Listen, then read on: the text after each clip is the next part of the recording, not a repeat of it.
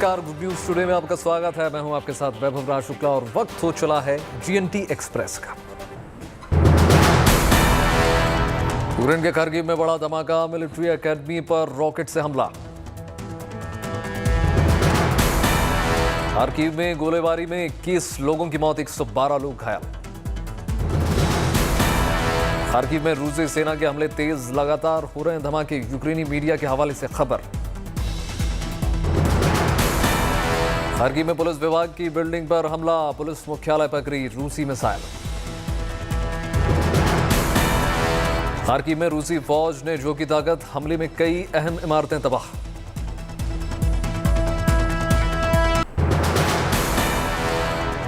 Kharkiv समेत तमाम शहरों में सायरन से लगातार चेतावनी जारी कर दी गई है, लोगों से राजधानी छोड़ने की अपील। बमबारी के चलते बड़ा नुकसान, देश में पेयजल और बिजली का संकट। आज फिर बातचीत की मेज पर आमने सामने होंगे रूस के राष्ट्रपति और यूक्रेन के राष्ट्रपति जेलेंस्की का बयान, सीजफायर पर दूसरे दौर की बातचीत से पहले बमबारी रोके। भीड़भाड़ वाले शहरी इलाकों पर भी हमले कर रही है रूसी सेना, रूस की बमबारी से थर्राया यूक्रेन का मारियोपोल शहर। यूक्रेन के खिलाफ युद्ध रोकने के पक्ष में नहीं है रूस, रक्षा मंत्री सर्गेई का बयान, अपने लक्ष्य को हासिल करने तक जारी रहेगा रूसी सैन्य अभियान। रूस के रक्षा मंत्री ने पश्चिमी देशों पर लगाया आरोप, कहा पश्चिमी देश कर रहे हैं यूक्रेनी लोगों का इस्तेमाल।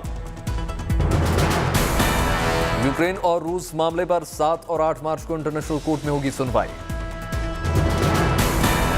यूक्रेन के वकील 7 मार्च को रखेंगे अपनी दलील, रूस के वकीलों को 8 मार्च को जवाब देने का दिया गया समय।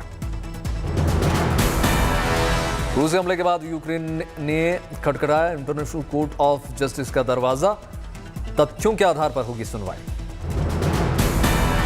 रूसी हमले के बाद से जारी है यूक्रेन में पलायन, अब तक 6.5 लाख से ज्यादा लोग देश छोड़ने को मजबूर।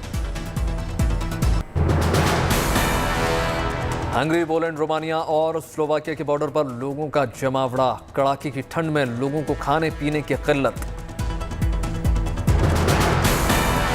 दुनिया भर में यूक्रेन के समर्थन में जारी है प्रदर्शन, एथेंस में हजारों की संख्या में लोगों ने किया रूसी राष्ट्रपति पुतिन के खिलाफ प्रदर्शन।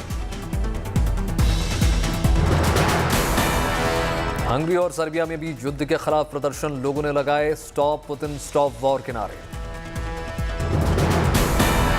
कान फिल्म फेस्टिवल के आयोजकों का बड़ा फैसला, यूक्रेन के साथ अपना समर्थन दिखाते हुए रूसी प्रतिनिधिमंडल पर लगाया प्रतिबंध। 17 मई से शुरू हो रहे कान फिल्म फेस्टिवल समारोह में शामिल नहीं हो पाएंगे रूसी कलाकार।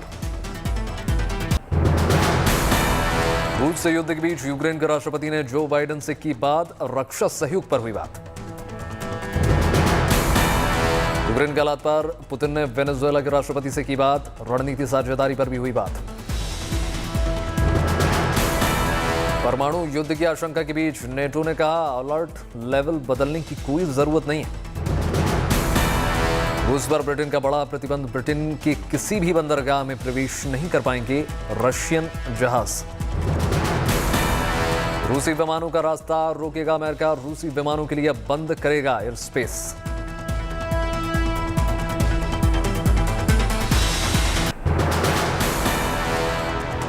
यूक्रेन के ग्रुप का रूस पर साइबर अटैक, पावर ग्रिड और रेलवे को बनाया निशाना। यूक्रेन की मदद करेगा world bank, 300 crore US dollar की आर्थिक मदद देने की कर रही है तैयारी। $10,000 से ज्यादा विदेशी मुद्रा के साथ रूस छोड़ने पर पाबंदी, पलायन रोकने के लिए रूस की सरकार ने उठाया बड़ा कदम। रूस में पुतिन के फैसले का विरोध जारी है, मॉस्को में म्युनिसिपल काउंसिल ने की यूक्रेन पर हमले की निंदा। कीव के पास रूस की घेराबंदी तेज, राजधानी कीव में बज रहे हैं अलर्ट के सायरन।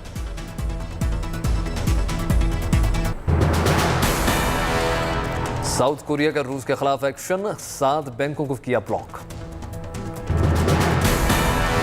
चीनी दूतावास ने अमेरिका में रह रहे नागरिकों के लिए जारी कर दिया एडवाइजरी, अलर्ट रहने को कहा गया। एडवाइजरी में कहा गया है हालात चिंताजनक है, अपनी सुरक्षा पर बरतें सावधानी। बेलारूस पर जापान लगा सकता है पाबंदी, जापान के प्रधानमंत्री ने दिया संकेत। रूसी पर्यटन एजेंसी ने कहा बैन लगाने वाले देशों में पैकेज ना बेचें टूर ऑपरेटर्स।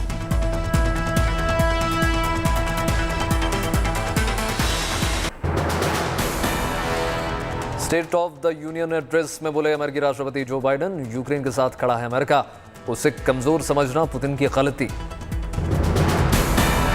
यूक्रेन रूस वॉर पर बोले अमेरिका के राष्ट्रपति जो बाइडेन, रूस ने की दुनिया की नींव हिलाने की कोशिश। यूक्रेन रूस जंग पर बोले अमेरिकी राष्ट्रपति जो बाइडेन, रूस को मनमानी नहीं करने देंगे। अमेरिकी राष्ट्रपति जो बाइडेन ने रूसी प्रेसिडेंट व्लादिमीर पुतिन को बताया तानाशाह, कहा पुतिन ने गलत कदम उठाया। बाइडेन ने कहा रूस के खिलाफ जंग में आजादी की जीत होगी, तानाशाहों को जंग की कीमत चुकानी होगी। जो बाइडेन ने कहा यूक्रेन में सेना नहीं उतारेंगे, लेकिन रूस को मनमानी भी नहीं करने देंगे। बाइडेन ने कहा जब इस वक्त का इतिहास लिखा जाएगा तो यूक्रेन पर छिड़ी गई जंग की वजह से रूस को कमजोर और दुनिया के बाकी देशों को ताकतवर बताया जाएगा। अमेरिका के राष्ट्रपति ने कहा बहुत सारे देश यूक्रेन के साथ हैं, रूस पर आर्थिक प्रतिबंध लगा रहे हैं। बाइडेन ने कहा अमेरिका नेटो देशों की सुरक्षा के लिए प्रतिबद्ध है, सहयोगी देशों के साथ मिलकर नेटो क्षेत्र के हर इंच की रक्षा करेंगे। State of the union address में बाइडेन ने कहा यूक्रेन पर हमले के बाद फोर्ड कंपनी ने रूस में काम बंद कर दिया।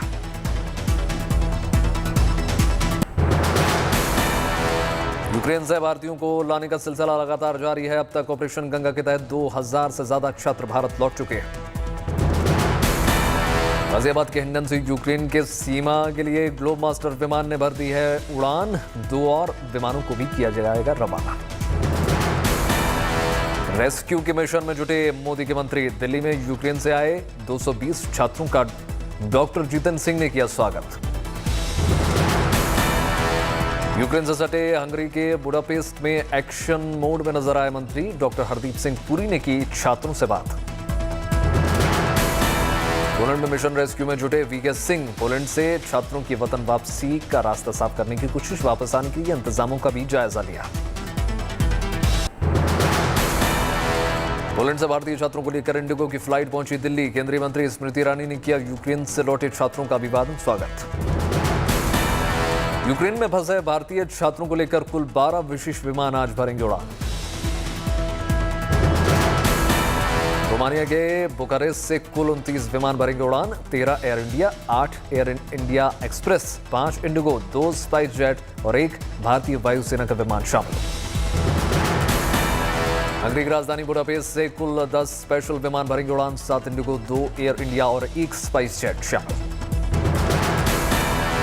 पोलैंड से भारतीय छात्रों को लेकर कुल 6 विमान भरेंगे उड़ान, इंडिगो की फ्लाइट भारतीय छात्रों को लेकर पहुंचेगा हिंदुस्तान।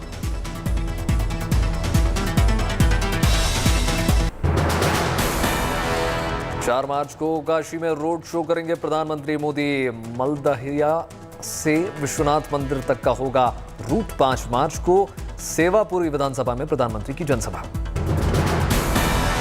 3 मार्च को मिशन पूर्वांचल पर रहेंगे अखिलेश यादव, वाराणसी में करेंगे प्रचार, गंगा आरती में शामिल होंगे। आज सोनभद्र और गाजीपुर में प्रधानमंत्री नरेंद्र मोदी की रैली, बीजेपी के लिए मांगेंगे वोट्स। समाजवादी पार्टी के अध्यक्ष अखिलेश यादव करेंगे ताबड़तोड़ रैलियां, जौनपुर में पार्टी उम्मीदवार के लिए मांगेंगे वोट्स। जौनपुर में सबसे पहले कार्यकर्ताओं के साथ करेंगे मीटिंग, उसके बाद जनसभा को करेंगे संबोधित। बीजेपी अध्यक्ष जेपी नड्डा आज शाम वाराणसी में 2 कार्यक्रम करने जा रहे हैं। सबसे पहले 4:30 बजे वो वाराणसी में महमूरगंज में रथ यात्रा में शामिल होंगे, उसके बाद शाम 6:15 बजे वाराणसी की जनता से सीधी बात करेंगे। उत्तर प्रदेश के उप मुख्यमंत्री और भाजपा नेता केशव प्रसाद मौर्य ने किया बीजेपी की जीत का दावा, कहा अखिलेश हारे हुए सेनापति हैं, लंदन जाने की तैयारी कर रहे हैं। स्वामी प्रसाद मौर्य के काफिले पर हमले पर बोले केशव प्रसाद मौर्य, बीजेपी फिजिकली हमला नहीं करती, अपने तंत्र और काम से मतदान प्रक्रिया के तहत लड़ती है।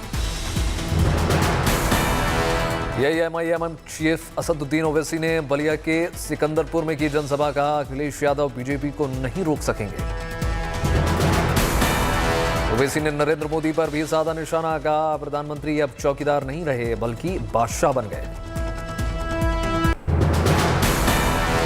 असम में 6 महीने और बढ़ाई गई अफ्स्पा कानून की समय सीमा, राज्य सरकार ने आदेश जारी कर दी है। पिछले 6 दशकों से असम में लागू है यह कानून। उपराष्ट्रपति एम वेंकैया नायडू अमरावती में डॉक्टर रामिनेनी फाउंडेशन गुरु सम्मानम और प्रतिभा पुरस्कार कार्यक्रम में शामिल हुए। आरएस प्रमुख मोहन भागवत का बड़ा बयान, कहा अतीत की सांस्कृतिक विरासत का प्रमाण मांगती है नई पीढ़ी। शिक्षा प्रणाली ऐसी है कि नहीं होता उन्हें विश्वास। राजस्थान के सीकर में 6 मार्च से 15 मार्च तक लगेगा बाबा शाम का मेला। हर साल आयोजित होने वाले इस मेले में कोविड गाइडलाइंस का पालन करते हुए मांगेंगे श्रद्धा। 3 सालों के बाद एक बार फिर दार्जिलिंग का मशहूर टॉय ट्रेन का परिचालन शुरू हो चुका है। न्यू जलपाईगुड़ी से तिनधरिया तक चलने वाली इस ट्रेन में सभी बोगियां हैं वातानुकूलित। दिल्ली के इंडियन हैबिटेट सेंटर में मनाया गया ब्यूरो ऑफ एनर्जी एफिशिएंसी का 20वां स्थापना दिवस। बी एनर्जी एफिशिएंसी के क्षेत्र में शुरू हो रहे स्टार्टअप्स को मुहैया कराती है मदद। BWI और United Nation Industrial Development Organization energy efficiency पर कई सालों से एक साथ कर रहे हैं काम। BWI ने पेश किया जनरेटर लगा इलेक्ट्रिक व्हीकल। बैटरी खत्म होने पर जनरेटर से बैटरी होगी चार्ज। साथ ही एक ऐसा पंप भी है जो बिजली के बिल को 10 गुना तक कर देगा कम। BWI और यूनिडो ने इसके अलावा एक ऐसा कूल पैड बनाया जो किसानों को होने वाले नुकसान को कर देगा आधा। बाजार से आधी कीमत में होगा ये उपलब्ध। -45 डिग्री तापमान में भी सैनिक ले पाएंगे 10 डिग्री का मजा। टेंट के ऊपर लगाए जा सकेंगे ये कूल पैड। दिल्ली सरकार ने किसान आंदोलन के दौरान किसानों पर दर्ज हुए मुकदमे में 17 मुकदमे वापस लेने की मंजूरी दी है।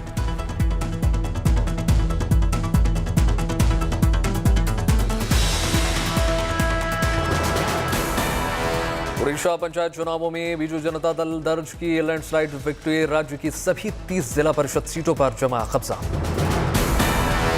बुधवार को मुंबई हाई कोर्ट में महाराष्ट्र के मंत्री नवाब मलिक के और से दाखिल हेबियस कॉर्पस मामले में होगी सुनवाई। बीजेपी नेता किरीट सोमैया के बेटे नील सोमैया की बड़ी मुसीबतें। नील ने शिवसेना नेता संजय राउत के खिलाफ लगाए थे बड़े आरोप। भारत पे के सह संस्थापक और अश्नीर ग्रोवर ने कंपनी के बोर्ड से दिया इस्तीफा।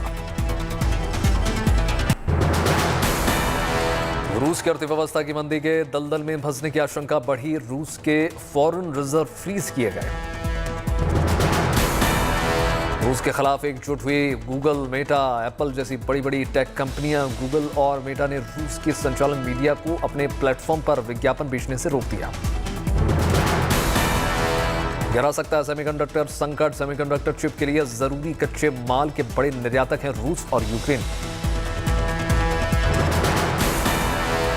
कच्चे तेल की बढ़ती कीमतों को काबू में करने के लिए इंटरनेशनल एनर्जी एजेंसी के 31 देश जारी करेंगे अतिरिक्त स्टॉक। 60 मिलियन बैरल कच्चा तेल किया जाएगा रिलीज। कई टेलीकॉम कंपनियों ने यूक्रेन के लोगों को फ्री कॉलिंग की सुविधा दी। वोडाफोन, AT&T समेत 14 कंपनियां रोमिंग का चार्ज भी नहीं वसूलेंगी। रूस चीन ने मजबूत किया आर्थिक संबंध। यूक्रेन पर हमले से 6 दिन पहले 10 करोड़ टन कोयले की डील की। चीन सबसे ज्यादा तेल खरीदारी भी रूस से ही करता है। मार्च में महंगाई ने लोगों पर कई तरह से अटैक किया है। दूध, कमर्शियल LPG सिलेंडर के साथ ही कई जगहों पर रिफाइंड और वनस्पति के साथ हरी सब्जियां और फल महंगे हुए। अल्कोहल पर डिस्काउंट खत्म करने के दिल्ली सरकार के निर्देश के बाद दिल्ली में रेस्टोरेंट्स में जाना होगा महंगा। खाने पीने पर 20-30% तक ज्यादा बिल चुकाना होगा। सोने के 95% गहने अब हॉलमार्किंग के दायरे में आएंगे। देश भर के 285 जिले हॉलमार्किंग लिस्ट में शामिल किए हैं। बार्सिलोना में चल रही मोबाइल वर्ल्ड कांग्रेस में 5G की तकनीक की खूबियां आई सामने। MWC 2022 में 5G तकनीक से लैस कई स्मार्टफोन लॉन्च किए गए।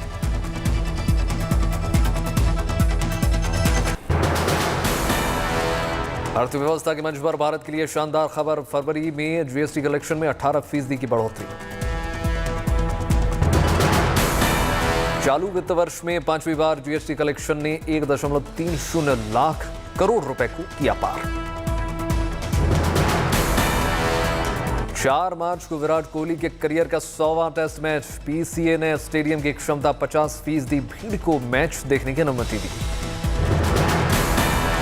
भारत और श्रीलंका के बीच खेला जाएगा यह टेस्ट मैच। मोहाली में खेला जाएगा मुकाबला।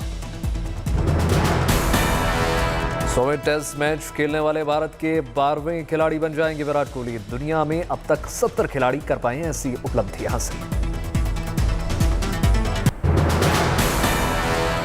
जुड़ के लिए अमिताभ बच्चन ने अपनी फी में की कटौती। बोले, मुझ पर खर्च करने से बेहतर है फिल्म पर करे खर्च। साउथ सुपरस्टार प्रभास और एक्ट्रेस कृति सेनन की मच अवेटेड फिल्म आदिपुरुष अगले साल जनवरी में होने जा रही है सिनेमाघरों में रिलीज। गंगूबाई काठियावाड़ी के डिस्ट्रीब्यूशन ने फिल्म की OTT रिलीज को आगे बढ़ाने का फैसला किया है। फिल्म को बॉक्स ऑफिस पर मिल रहे शानदार रिस्पांस को देखते हुए बड़ा फैसला। सलमान खान जल्द ही फिल्म कभी ईद कभी दिवाली की शूटिंग करते हुए नजर आएंगे। फिल्म में सलमान के साथ लीड रोल में पूजा हेगड़े भी शामिल है। एक्ट्रेस शिल्पा शेट्टी ने शुरू की फिल्म सुकी की शूटिंग शेयर किया पोस्टर।